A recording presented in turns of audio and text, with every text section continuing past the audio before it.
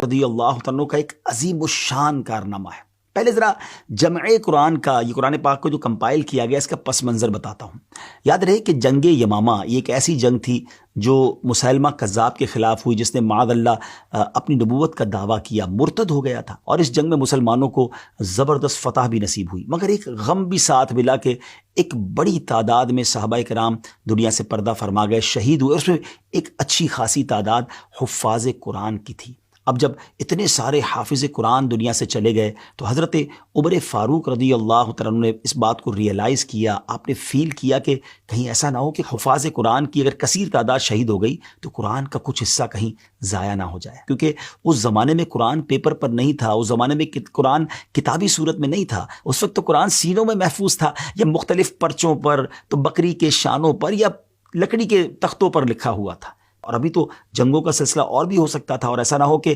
مزید حافظ قرآن شہید ہوتے جائیں اور قرآن ہی ہمارے ہاتھ سے نکل جائے۔ تو حضرت عمر فاروق رضی اللہ تعالیٰ عنہ کا ویژن دیکھیں کہ آپ سیدنا صدیق اکبر رضی اللہ تعالیٰ عنہ کے پاس آئے اور آپ نے مشورہ دیا کہ ہمیں قرآن پاک کو محفوظ کرنا چاہیے، جہاں جہاں موجود ہے ان سب کو کمپائل کرنا چاہیے۔ تو حضرت ابوبکر صدیق رضی اللہ تعالیٰ عنہ نے پہلے تو اس کو ماننے سے انکار کر دیا، اور آپ نے فرمایا کہ جو کام نبی پاک علیہ الصلوۃ والسلام نے نہیں کیا وہ کام ہم کیسے کر سکتے ہیں۔ مگر جب حضرت عمر فاروق رضی اللہ تعالیٰ عنہ نے اصرار کیا تو پھر آپ کو ریئلائز ہوا کہ واقعی یہ تو وقت کی ضرورت ہے، it's a need of time. پھر آپ نے حضرت زید بن ثابت رضی اللہ تعالیٰ عنہ کو بلایا اور ان سے بات کی۔ حضرت زید بن ثابت خود کہتے ہیں کہ حضرت ابوبکر صدیق رضی اللہ تعالیٰ عنہ نے مجھے بلایا، وہاں حضرت عمر فاروق رضی اللہ تعالیٰ عنہ بھی جلوہ فرما تھے۔ حضرت ابوبکر صدیق رضی اللہ تعالیٰ عنہ نے فرمایا کہ حضرت عمر بن خطاب نے مجھے قرآن کریم کے بہت سے قراء کے شہید ہونے کی اطلاع دی ہے، اور ساتھ یہ بھی مشورہ دیا ہے کہ چونکہ کفار سے جنگوں کا سلسلہ ابھی جاری ہے، اس لیے ڈر ہے کہ حفاظ قرآن کی اگر کثیر تعداد شہید ہو گئی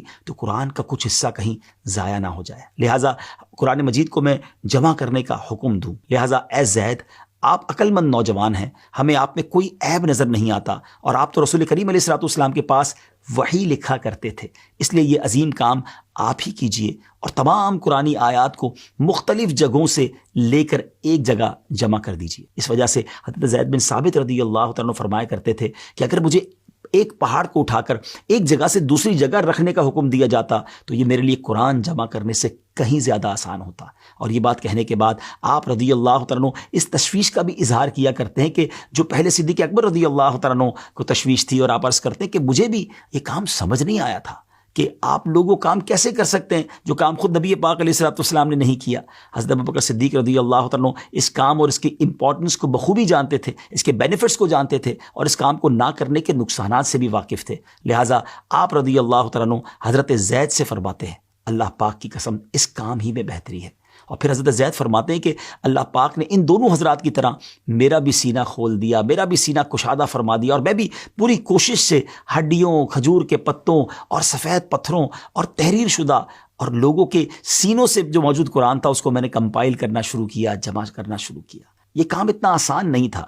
اور ٹیکنالوجی کا دور بھی نہیں تھا کہ لوگوں نے اپنے پاس قرآن موبائل میں یا اپنے گیجٹس میں، اپنے ای میل یا گوگل ڈرائیو پہ سیو کیا ہوا ہو۔ اس وقت تو قرآن سینوں میں محفوظ تھا، یا مختلف پرچوں پر، تو بکری کے شانوں پر، یا لکڑی کے تختوں پر لکھا ہوا تھا۔ بہرحال اس میں کوئی کیئرلیسنس بھی برتی نہیں جا سکتی تھی، کیونکہ پہلے چھاپ دیتے ہیں، بعد میں کریکشن کر لیں گے، نئے ایڈیشن میں کریکشن ہو جائے گی، ایسا نہیں تھا۔ یہ اللہ کے مقدس کتاب، مقدس کلام کی بات تھی۔ حضرت زید کی محنت سے یوں سارا قرآن مجید ایک جگہ جمع ہو گیا۔ اس کے بعد یہ جمع کیا ہوا قرآن حضرت ابوبکر صدیق رضی اللہ تعالیٰ عنہ کے پاس رہا، پھر حضرت عمر فاروق کے پاس رہا، اور پھر آپ کی لخت جگر پیاری شہزادی ام المومنین حضرت حفصہ رضی اللہ تعالیٰ عنہا کے پاس رہا۔ حضرت مولا علی کرم اللہ تعالیٰ وجہ الکریم کا فرمان عالی شان ہے،